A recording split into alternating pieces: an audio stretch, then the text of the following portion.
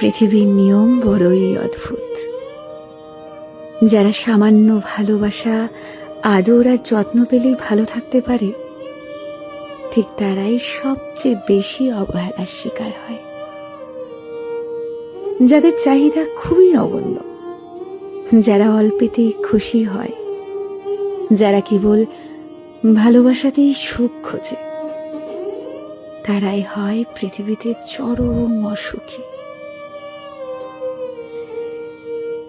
খেয়াল করে দেখবেন, আপনি যাকে পাশে পেলে কিংবা যার সাথে কথা বললে ভালো থাকবেন, ঠিক সেই থাকবে আপনার ধরা ছোঁয়ার বাইরে।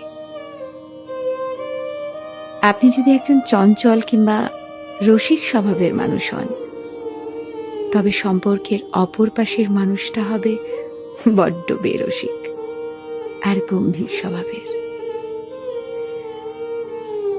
সামান্য ভালোবাসা, আদর যার চাহিদা, তার চাহিদা কখনোই পূরণ হয় না।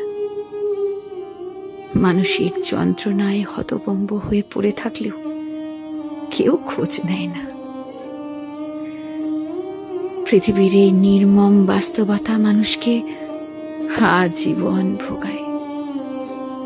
যারা কেবল ভালোবাসা চায়, তারা ভালোবাসা পায় না।